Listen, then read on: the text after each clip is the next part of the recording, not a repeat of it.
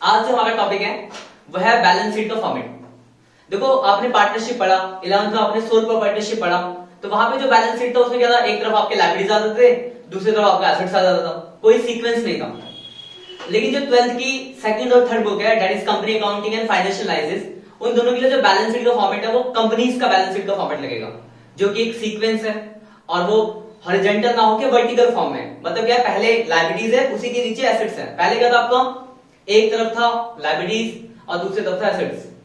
अब क्या है, पहले लायबिलिटीज उसके नीचे एसेट्स। पीछे मैंने फॉर्मेट बना रखा है देखो, पर देखो बोर्ड में ये क्या है, ये लायबिलिटी साइड है, ये इसी के नीचे से लायबिलिटीज खत्म हुआ और इसके नीचे से ये स्टार्ट होगा आपका एसेट्स वाला। जो भी अमाउंट को लिखेंगे हम, फॉर्मेट को याद करना। देखो ये जो पूरा चैप्टर है आपका इंपॉर्टेंट किस पॉइंट ऑफ व्यू से, ये आपका थर्ड बुक का फर्स्ट चैप्टर है, 4 मार्क्स का वहां से आएगा। और आपकी बाकी जो चैप्टर्स है वहां पे भी इसकी जरूरत पड़ेगी। अगर आपको चैप्टर याद है, हेडिंग्स याद है, तो फॉर्मूले जैसे रेशियो चैप्टर आएगा आपका आगे, तो आपको फॉर्मूले याद नहीं करने पड़ेंगे। फॉर्म याद है कि हाँ शेयर होल्डर फंड में ये आता है, फॉर्मूला याद हो गया। कैपिटल प्लान में ये आता है, फॉर्मूला याद हो गया। इसलिए एग्जाम के पॉइंट ऑफ व्यू से भी और जो आपका वाइवा होगा उसके पॉइंट ऑफ व्यू से बहुत इंपॉर्टेंट चैप्टर है।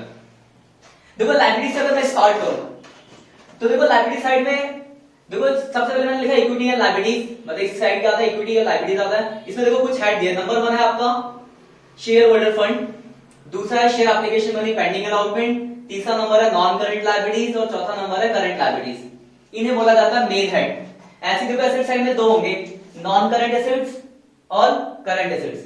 ये आपके हैं मेन हेड्स। मतलब अगर आपसे पूछा जाए कि लायबिलिटी साइड के मेन हेड बताओ तो 4 मेन हेड्स है।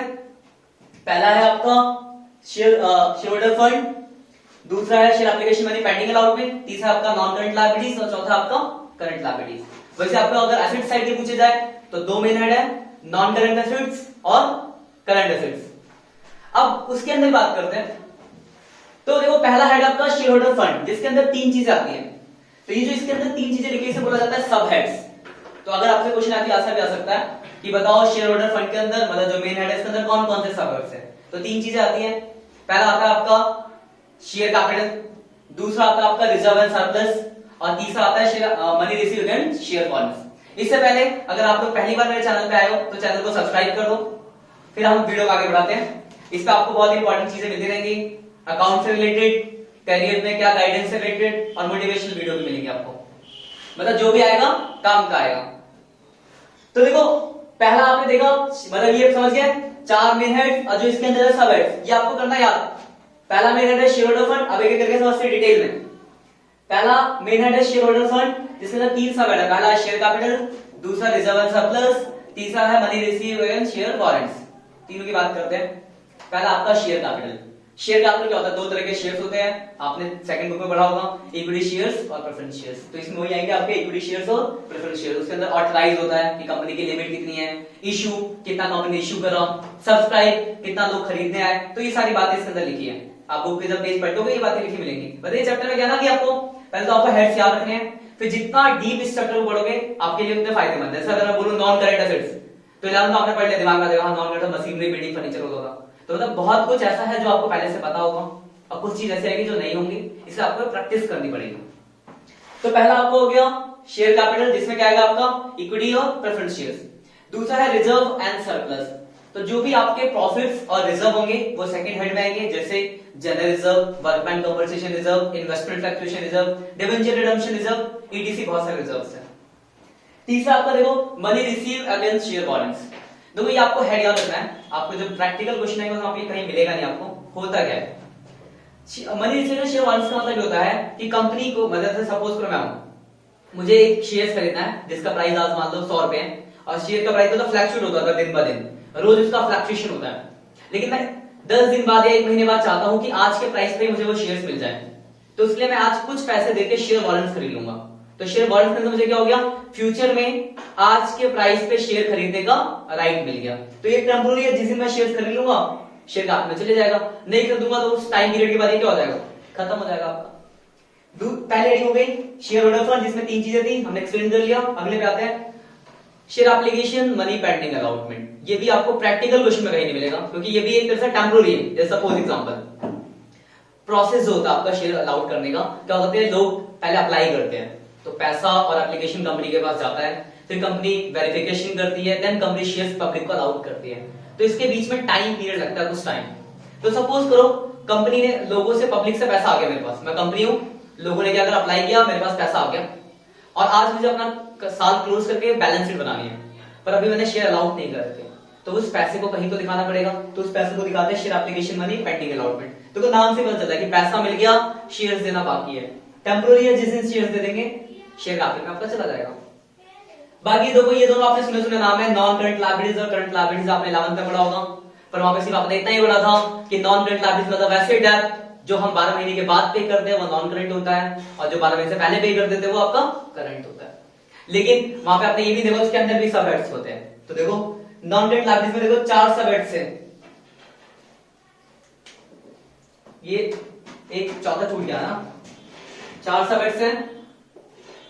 अदर लॉन्ग टर्म लायबिलिटीज, पहला आपका लॉन्ग टर्म बोरोइंग्स, दूसरा आपका डेफर्ड टैक्स लायबिलिटीज, तीसरा लॉन्ग टर्म प्रोविजंस, चौथा अदर लॉन्ग टर्म लायबिलिटीज। अब देखो पहले ये बात करते हैं लॉन्ग टर्म बोरोइंग्स, मतलब अगर आपने कहीं से पैसा उधार लेते हैं 1 साल के ज्यादा के लिए, जैसे डिवेंचर्स, पब्लिक डिपॉजिट, बॉन्ड्स, ये सब आपके इसमें आते हैं लॉन्ग टर्म बोरोइंग में। Bank loan more than 1 year. दूसरा डेफर्ड टैक्स, देखो यहां पे दिख रहा होगा आपको डेफर्ड टैक्स लायबिलिटीज, और एसेट्स पे दिख रहा होगा आपको यहां पे देखो डेफर्ड टैक्स एसेट्स। ये भी आपको प्रैक्टिकल क्वेश्चन में मिलेंगे नहीं। होता क्या है, जब हमारी अकाउंटिंग इनकम टैक्सेबल इनकम से कम होती है तो हमें टैक्स नहीं देना होता, तो हमारे क्या बन जाता है डेफर्ड टैक्स एसेट्स। इसका उल्टा, if accounting income is more than taxable income, मतलब अगर आपकी अकाउंटिंग इनकम टैक्सेबल इनकम से ज्यादा है तो आपकी टैक्स की लायबिलिटीज क्रिएट होगी, तो किसके अंदर आएगा आपके डेफर्ड टैक्स। मतलब simple, if accounting income is greater than taxable income तो डेफर्ड टैक्स लायबिलिटीज, और लेस देन तो डेफर्ड टैक्स एसेट्स। मतलब आपको हेड याद रखना कि ये हेड है। उसके बाद आपका अगला है लॉन्ग टर्म प्रोविजंस, मतलब आपने कोई अगर प्रोविजन बना रखा है 1 साल के ज्यादा के लिए, जैसे एम्प्लॉय बेनिफिट एक्सपेंस, तो any provisions more than 12 months किसमें आ जाएगा, लॉन्ग टर्म प्रोविजंस में। और अगला है अदर लॉन्ग टर्म लायबिलिटीज, और कोई लायबिलिटीज जो 1 साल से ज्यादा के लिए, मतलब अगर किसी क्रेडिटर किसी को भी आपने 12 महीने से ज्यादा के लिए पैसा दे रखा है तो इसमें तो आ नहीं सकता, तो लॉन्ग टर्म लायबिलिटीज में आ जाएगा। ये आपका हो गया आपका लॉन्ग टर्म लायबिलिटीज, मतलब नॉन करंट, जो कि 12 महीने के बाद पे करोगे, जिसके अंदर 4 सब हेड्स हैं। पहला लॉन्ग टर्म बोरोइंग, दूसरा डेफर्ड टैक्स लायबिलिटीज, तीसरा लॉन्ग टर्म प्रोविजंस, और चौथा अदर लॉन्ग टर्म लायबिलिटीज। इसके बाद चौथे पे आते हैं, तो चौथा आपका करंट लायबिलिटीज। करंट लायबिलिटीज मतलब वो जो विद इन 12 मंथ्स आपको पेमेंट करनी पड़ेगी, 12 महीने का चुकाना हो, जैसे कुछ आपको नाम याद हो 11th में क्रेडिटर, बीपी, आउटस्टैंडिंग, वो सारी चीजें। अब उसके अंदर भी क्लासिफिकेशंस हैं। पहला है ट्रेड पेबल, पहला शॉर्ट टर्म बोरोइंग, दूसरा ट्रेड पेबल, तीसरा अदर करंट लायबिलिटीज, और चौथा शॉर्ट टर्म प्रोविजंस। ये है इसके करंट लायबिलिटीज के सब हेड्स। पहले की बात करते हैं शॉर्ट टर्म प्रोविजंस, मतलब कोई भी प्रोविजंस जो 1 साल से कम के लिए है, जैसे शॉर्ट टर्म लोन, अगर आपने बैंक से लोन लिया 1 साल से कम के लिए तो शॉर्ट टर्म बोरोइंग के अंदर आपका आ जाएगा शॉर्ट टर्म बोरोइंग। मतलब कोई भी लोन जो 1 साल से कम के लिए हो तो आप किसमें आएंगे, शॉर्ट टर्म बोरोइंग के अंदर। ट्रेड पेबल आपने 11th में पढ़ा होगा, अगर आपको याद हो तो। ट्रेड पेबल जिसमें 2 चीजें आती थी, क्रेडिटर्स और बिल्स पेबल, तो इसमें क्या आएंगे, क्रेडिटर और bills payable. Other current liabilities, और कोई ऐसी करंट लायबिलिटीज जो इसमें नहीं है, जैसे आउटस्टैंडिंग रेंट, इन दोनों में नहीं आया, नहीं आएगा, ठीक है। उसके बाद आपका एडवांस इनकम लायबिलिटीज होती है, आएगा। उसके बाद देखो यहाँ पे कुछ नए वर्ड्स आएंगे, ये बुक में है ना, इसको बहुत डिटेल में पढ़ना है, बहुत सारी चीजें हैं, जैसे outstanding interest on loan, unclaim dividend. Unclaim dividend का बात देखो ध्यान समझना, अनक्लेम डिविडेंड के बारे में फिर आएंगे यहाँ पे। उसके लिए आपको पहले डिविडेंड के बारे में पता होना चाहिए, कि बहुत सारे ऐसे बच्चे जिनको ये नहीं पता डिविडेंड क्या होता है। तो जैसे एक कंपनी है, तो कंपनी में क्या होगा, कंपनी शेयर्स बेचती है शेयर होल्डरों को, तो जो कंपनी के शेयर्स को खरीदता है उसे बोलते हैं शेयर होल्डर। तो जैसे मेरी कंपनी है, 50 लोगों ने पैसा इन्वेस्ट किया, मतलब 50 लोगों ने कंपनी से शेयर्स लिया, तो जब कंपनी को प्रॉफिट होगा तो 50 लोगों में बांटना पड़ेगा, उसे कहा जाता है डिविडेंड। मतलब part of profit which is distributed between share holders is called dividend. तो आपका डिविडेंड हो गया। अब डिविडेंड सपोज करो आज कंपनी डिविडेंड बांट रही है शेयर होल्डर को, तो एक बंदा आया नहीं लेने, तो क्या वो आएगा नहीं क्या, 10 दिन 20 दिन 50 दिन बाद आएगा ना लेने, ऐसे होगा नहीं, छोड़ देगा, कोई नहीं छोड़ता। तो अगर मैं कंपनी हूं तो मेरे पॉइंट ऑफ से अगर सोचा जाए तो मुझे क्या है, शेयर होल्डर को डिविडेंड देना बाकी है, तभी तो अनक्लेम है, तो बाकी है तो लायबिलिटीज है, क्योंकि देना पड़ेगा और 1 साल के अंदर ही देना पड़ेगा, इसलिए क्या होगा, वो करंट लायबिलिटीज। तो अनक्लेम डिविडेंड भी इसके अंदर आता है। उसका एक वर्ड आएगा कॉल्स इन एडवांस। आपने जब इशू ऑफ शेयर्स चैप्टर पढ़ा होगा तो आपने इसके बारे में पढ़ा होगा, कॉल्स एडवांस। क्या होता है कि अगर कोई शेयर होल्डर टाइम से पहले पैसे दे दे, दैट इज कॉल्स एडवांस। तो अगर किसी ने टाइम से पहले पैसा दे दिया तो मेरे लिए क्या हो, लायबिलिटीज, क्योंकि मैंने तो टाइम से पहले लिया है ना, मैं कंपनी हूं तो मेरे लिए लायबिलिटीज है। और शॉर्ट टर्म की तो वो भी किसके अंदर आता है, आपके करंट लायबिलिटीज, और उसके अंदर मेन सब हेड क्या होगा, अदर करंट लायबिलिटीज। अभी हम क्वेश्चन देखेंगे, पहले हेडिंग को देख लेते हैं। उसके बाद आखिरी आपका शॉर्ट टर्म प्रोविजंस, मतलब कोई भी प्रोविजंस जो 12 महीने से कम के लिए बना है, जैसे प्रोविजन फॉर टैक्स 12 महीने से कम के लिए होता है, कोई टैक्स आपको एक साल के अंदर पे करना होगा, और any provision less than 12 months. तो देखो ये पूरा आपका लायबिलिटी साइड है। एक बार शॉर्ट में रिवाइज करते हैं। मेन हेड की बात की जाए तो 4 मेन हेड है आपका, शेयर होल्डर फंड, दूसरा क्या है, share application money pending allotment, तीसरा क्या आपका नॉन करंट लायबिलिटीज, और चौथा क्या आपका करंट लायबिलिटीज। ये हो गए इसके मेन हेड्स। फिर सबके अंदर सब हेड्स है, जैसे शेयर होल्डर फंड के अंदर 3 सब हेड्स है, share capital, reserve and surplus, money reserve, share warrants. दूसरे में कुछ नहीं है, तीसरे में 4 है और चौथे में 4 है। तो आपको पहले मेन हेड्स और सब हेड्स याद रखने होंगे। फिर क्वेश्चन ऐसा पूछ सकता है कि बताओ मेन हेड्स या सब हेड्स। तीसरा के डीप पूछे, जैसे पूछा गया कि बताओ डिवेंचर किस में आएगा, मेन हेड और सब हेड। तो डिवेंचर जो अभी मैंने आपको बताया था इसके अंदर आता है लॉन्ग टर्म बोरोइंग। तो मेन हेड क्या बताओगे, नॉन करंट लायबिलिटीज, सब हेड क्या बताओगे, लॉन्ग टर्म बोरोइंग्स। जैसे बोला सिक्योरिटी प्रीमियम रिजर्व, तो किसके अंदर आएगा, रिजर्व एंड सरप्लस। तो मेन हेड क्या होगा, शेयर होल्डर फंड, सब हेड क्या होगा, रिजर्व एंड सरप्लस। ऐसे बताना है। जैसे मान लो आया क्रेडिटर्स, किसके अंदर आएगा, ट्रेड पेबल। तो मेन हेड करंट लायबिलिटीज, सब हेड ट्रेड पेबल्स। तो ऐसे ये आपका लायबिलिटी साइड खत्म होगा। पढ़ना अच्छे से, इसलिए बुक में कम से कम इसके ऊपर कुल 20 पेज स्टार्टिंग जब फर्स्ट चैप्टर निकालोगे थर्ड बुक का, तो 20 पेज इन्हीं के बारे में लिखा हुआ है। बहुत कुछ आपको पहले से पता होगा, कुछ चीजें आपको याद करनी पड़ेगी क्योंकि आपने पहले सुना नहीं होगा। ये वाली साइड खत्म हो गई। फिर इसके ऊपर कुछ एग्जांपल से भी बताऊंगा मैं कौन कौन से। पहले ये वाली साइड समझ लेते हैं। फिर आता है इसके नीचे ही आएगा एसेट साइड स्टार्ट हो जाएगा। तो एसेट साइड में 2 मेन हेड है, नॉन करंट एसेट्स और current assets. Non current assets में देखो 1 2 3 4 5 ठीक है, ये इसी के अंदर है। तो 1 2 3 4 5 सब हेड्स हो गए। पहला क्या है, फिक्स एसेट्स, दूसरा क्या है, नॉन करंट इन्वेस्टमेंट, तीसरा क्या है, डेफर्ड टैक्स एसेट्स, चौथा क्या है, लॉन्ग टर्म लोन्स एडवांसेस, और अगला है अदर नॉन करंट एसेट्स। ये इसके सब हेड्स हो गए। पहले सब हेड्स के अंदर भी 4 है। देखो फिक्स एसेट्स में पहला है टेंजिबल, आपको पता होगा टेंजिबल एसेट्स वैसे एसेट्स जिसको आप देख छू सकते हो, जैसे मशीनरी, बिल्डिंग, फर्नीचर, टेंजिबल में आ गया। दूसरा इंटेंजिबल एसेट्स जो दिखते नहीं, जैसे goodwill, patent, copyright, mining right, licensing, ठीक है, ट्रेडमार्क। तीसरा वर्क इन प्रोग्रेस, मतलब कैपिटल वर्क इन प्रोग्रेस मतलब क्या है, जैसे मान लो मैं एक बिल्डिंग बना रहा हूं, टेंजिबल एसेट्स है पर अभी पूरी नहीं बनी, आधी अधूरी बनी है। तो अगर tangible assets work in progress होता है, मतलब अंडर डेवलपमेंट, तो उसे बोलते हैं कैपिटल वर्क इन प्रोग्रेस। तो ये बाद में जाके क्या होगा, टेंजिबल के अंदर मिल जाएगा। ऐसे इंटेंजिबल एसेट्स, सपोज करो मैं एक सॉफ्टवेयर बना रहा हूं, तो इंटेंजिबल एसेट्स है, अभी कंप्लीट नहीं बना, तो बनना बाकी है, अंडर डेवलपमेंट, तो इसलिए देखो हेडिंग है इंटेंजिबल एसेट्स अंडर डेवलपमेंट, तो बाद में क्या होगा, इंटेंजिबल मिल जाएगा। मतलब ये जो नीचे के 2 सब हेड है टेम्पररी है, बाद में इनके अंदर इंक्लूड हो जाते हैं, पर है। तो फिक्स एसेट्स के अंदर 4 है, tangible, intangible, capital work in progress और इंटेंजिबल एसेट्स अंडर डेवलपमेंट। पहला सब हेड खत्म। दूसरा है नॉन करंट इन्वेस्टमेंट, समझ रहे हो आप लोग, इन्वेस्टमेंट नहीं पैसा लगाना। अगर आपने 1 साल से ज्यादा के लिए लगा रखा है तो नॉन करंट इन्वेस्टमेंट, अगर 1 साल से कम के लिए लगा रखा है तो करंट इन्वेस्टमेंट। वो देखो करंट एसेट देखा, करंट इन्वेस्टमेंट। उसके बाद अगला है डेफर्ड टैक्स में बताता हूं आपको कि टैक्सेबल इनकम ज्यादा है तो लायबिलिटीज, टैक्सेबल इनकम कम है तो एसेट्स, ये बता चुका पहले आपको। अगला लॉन्ग टर्म लोन एडवांसेस। अब देखो आप लोग लोन एडवांस एसेट्स में कैसे आ गए, तो देखो लोन एडवांस सिर्फ लेते नहीं देते भी हैं। तो अगर हमने ले रखा है तब तो लायबिलिटीज है, लेकिन अगर मान लो मैंने कहीं लोन दिया किसी को या एडवांस किसी को दे रखा है तो मेरे लिए क्या होगा, एसेट्स। अब लॉन्ग टर्म जैसे सपोज करो, मान लो एग्जांपल 4 मैं एक बिजली का मीटर लगवा रहा हूं, तो लोग उससे सिक्योरिटी डिपॉजिट रखाते हैं, एक बार 50,000 रुपए रखवा लिए कि जब इतना खास सिक्योरिटी रख दो, जिस दिन कटवाओगे उस दिन आपको वापस मिल जाएगा। तो वो किसके अंदर आएगा, लॉन्ग टर्म लोन एडवांस। या मान लो मैंने किसी पर्सन को 1 साल से ज्यादा के लिए 2 साल के लिए उधार दे रखा है, लॉन्ग टर्म के लिए दे रखा है, याद रखना, लिया नहीं लिया तो दे रखा है, तो लॉन्ग टर्म लोन एडवांस। वही अगर 1 साल से कम की बात होगी तो यहाँ देखो शॉर्ट टर्म लोन एडवांस यहाँ आ गया। उसके बाद अगर अदर लॉन्ग टर्म, और कोई अगर एसेट्स है जो 12 महीने से ज्यादा के लिए जो इनमें नहीं कवर हुआ, तो अदर लॉन्ग टर्म एसेट्स। ये आपका हो गया नॉन करंट एसेट्स, मतलब एसेट्स जो आपके 12 महीने के बाद कैश में कन्वर्ट होंगे। अब आते हैं हम करंट एसेट्स पे, जो आपके 12 महीने के अंदर कैश में कन्वर्ट हो जाते हैं। इसमें देखो 1 2 3 4 5 6 सब हेड दिए हुए हैं। पहला है करंट इन्वेस्टमेंट, दूसरा है इन्वेंट्री, तीसरा आपका ट्रेड रिसीवेबल, चौथा है कैश एंड कैश इक्विवेलेंट, पांचवा है short term loans and advances और आखिरी अदर करंट एसेट्स। ये 6 सब हेड्स हैं। पहला क्या आपका करंट इन्वेस्टमेंट बता दिया मैंने आपको। अगर कोई भी इन्वेस्टमेंट 1 साल से कम के लिए आपने करा है तो करंट इन्वेस्टमेंट, इसका नाम मार्केटेबल सिक्योरिटी भी होता है या शॉर्ट टर्म इन्वेस्टमेंट भी होता है। दूसरा इन्वेंट्रीज, इन्वेंट्री आप जानते हो स्टॉक, आप लोगों ने पढ़ा होगा 11th में, स्टॉक को यहाँ पे इन्वेंट्रीज कहा जाता है। तो दूसरा हो गया आपका स्टॉक इन्वेंट्री।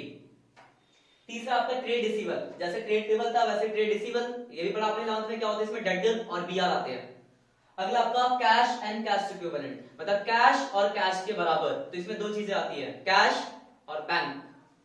अगला शॉर्ट टर्म, बता चुका हूं, कोई भी अगर आपने लोन किसी को दिया है 1 साल से कम के लिए तो शॉर्ट टर्म में आएगा। और लास्ट अदर करंट एसेट, जैसे प्रीपेड एक्सपेंस, इनमें कहीं नहीं आया ना, ये आएगा। Accrued income. तो कुल अगर ओवरव्यू देखा जाए आप लोगों का, फिर हम क्वेश्चन पे आएंगे, तो पहले आपको क्या याद करना पड़ेगा, मेन हेड्स और सब हेड। तो मेन हेड इधर 4 इधर 2, सब हेड तो सबके अंदर सब हेड अलग अलग है। तो पहले आप ये याद करोगे क्योंकि ये कंपलसरी है। तो क्वेश्चन देखो ऐसे बनेंगे, मेन हेड पूछ सकता है, सब हेड पूछ सकता है, जैसे पूछे कि बताओ लाइबिलिटी साइड के मेन हेड, तो चारों के नाम लिखने पड़ेंगे। यहाँ शेयर होल्डर फंड होता है, अब दूसरा share application money pending allotment, non current liabilities और करंट लायबिलिटीज। या फिर पूछ दे कि बताओ कि करंट लायबिलिटीज के अंदर कौन से सब हेड्स है, तो 4 सब हेड्स है, तो आपको उसके नाम लिखने पड़ेंगे कि short term borrowing, trade payable, short term provision, other current liabilities. ठीक है, ऐसी सेम एसेट्स में भी मेन हेड्स और सब हेड्स। उसके बाद अगर क्वेश्चन थोड़ा बढ़ाया जाए, देखो मैं बुक, ये बुक है मेरे पास 2020 का एडिशन है टीएस ग्रोवाल का। तो देखो पहले आप इसमें 1.5 पेज पे इसका फॉर्मेट दिया हुआ है, ऊपर से लेकर नीचे तक का। तो ये इसी के नीचे, ठीक है। फॉर्मेट के बाद देखो जो पेज है आपको, अगर आप देखो तो एक मैं बताता हूं कहां तक पेज है जो आपको पढ़ने हैं। ये कुल मिला के 1 से लेकर 1.23 तक पेज पढ़ोगे आप, तो इन सब के बारे में बताया गया जो मैंने आपको बताया। उनके बाद इनके लिए इनसे रिलेटेड कुछ क्वेश्चन है, तो मैं एग्जांपल दिखाता हूं। क्वेश्चन नंबर 5 है, लिखा है name any 5 items show under the heading of reserve and surplus. पूछा बताओ रिजर्व एंड सरप्लस में 5 चीजें कौन कौन सी आएगी। कोई भी 5 नाम बता देना जो रिजर्व एंड सरप्लस में आता है, जैसे यहां दिया है capital reserve, capital reserve, general reserve, investment fluctuation reserve, कोई भी 5 नाम लिख सकते हो। जैसे एक क्वेश्चन आया, देखो 4th फैक्ट नंबर, ठीक है, name the subhead under the heading current liabilities. पूछा है करंट लायबिलिटीज के सबहेड बताओ, तो ये रहे, आपको याद है फॉर्मेट, टॉप लिख दोगे। थोड़ा आगे बढ़ोगे तो देखो रजिस्ट्रेशन 10 है, इसमें पूछा है under which main head and सब हेड इक्विटी और लायबिलिटीज फॉलोइंग आइटम रिकॉर्डेड। आपसे पूछा बताओ मेन हेड और सब हेड। जैसे पहला पॉइंट है डिबेंचर्स, किसमें आता है डिबेंचर्स, आता है आपका लॉन्ग टर्म बोरोइंग में। ये आपको कब पता होगा, जब आपने ये पढ़ोगे। तो मेन हेड क्या है, नॉन करंट लायबिलिटीज, सब हेड क्या है, लॉन्ग टर्म बोरोइंग। जैसे एक और है इसमें लिखा पब्लिक डिपॉजिट, तो वो भी इसी में आता है, तो non current liabilities, long term borrowing. जैसे इसके अंदर क्वेश्चन है बिल्स पेबल, कहां आता है, ट्रेड पेबल में, तो मेन हेड करंट लायबिलिटीज, सब हेड ट्रेड पेबल। जैसे यहां पे है अनक्लेम डिविडेंड, अभी बता रहा था किसमें आता है, अदर करंट लायबिलिटीज में, तो मेन हेड करंट लायबिलिटीज, सब हेड अदर करंट लायबिलिटीज। मतलब क्या आप जब पढ़ोगे तो कुछ चीजें तो आप वीडियो से क्लियर हो जाएगी आपकी, बाकी कुछ आपको थोड़ा पढ़ना पड़ेगा। पढ़ने के बाद जब ये सारे क्लियर हो जाए तो ये 12 क्वेश्चन इसके ऊपर जो आपको करने हैं, ये वाली साइड खत्म हो गई। फिर आपकी एसेट्स की बात की गई, तो एसेट्स के लिए देखो 27 से लेकर ज्यादा पेज नहीं होंगे, बहुत पुरानी चीजें हैं, 4-5 पेज है जो एसेट्स के बारे में पढ़ना है। फिर 1.34 पे कुछ क्वेश्चन आएगा, जैसे पहला क्वेश्चन लिखा है name the subhead under the heading current assets. Current assets के सबहेड पूछा है, ये रहे, याद है आपको, तो लिख दो 6 सबहेड हो तो 6 के नाम लिख देना। थोड़ा आगे बढ़ेंगे तो देखो क्वेश्चन पूछा गया बताओ मेन हेड और सबहेड बताओ। जैसे लिखा आपका ट्रेडमार्क, तो ट्रेडमार्क किसमें आता है, तो अगर ये एसेट्स, तो ट्रेडमार्क आएगा आपका इंटेंजिबल एसेट्स में।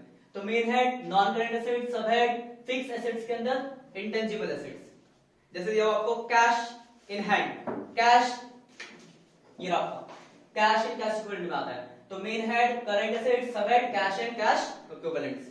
ऐसी और प्लांट, प्लांट क्या होता है, टेंजिबल, तो non current assets main head, सब हेड फिक्स एसेट्स में टेंजिबल एसेट्स। तो ऐसे आपको करने पड़ेंगे, पढ़ो उसके बाद करो। कोई डाउट तो मुझसे पूछो, आप नीचे कमेंट बॉक्स में पूछ सकते हो। और अगर आपको एक क्वेश्चन से रिलेटेड भी क्वेश्चन की वीडियो चाहिए तो मुझे बता देना, मैं उसके लिए अलग से बना दूंगा। आज के लिए इतना ही, धन्यवाद।